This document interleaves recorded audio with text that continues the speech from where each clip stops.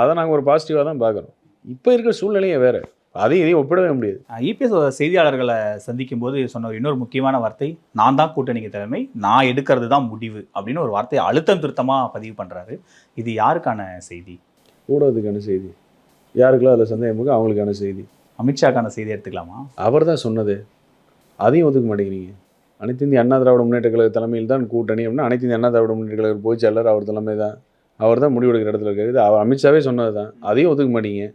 இல்லை, இந்த கூட்டணி ஆட்சி தொடர்ச்சியாக பேசுபொருளாக இருந்துகிட்டே இருக்கே. அந்த கேள்வி எல்லா நேர்காணலையும் எடப்பாடி பழனிசாமி நோக்கி வைக்கப்பட்டுட்டே இருக்கு.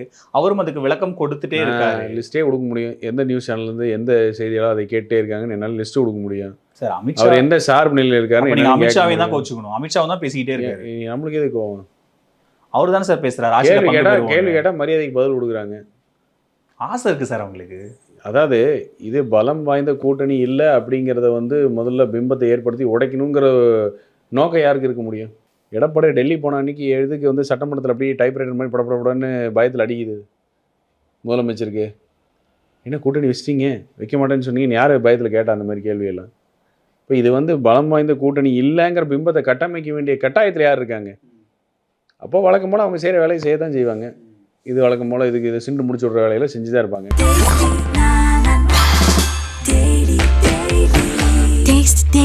Taste the Daily.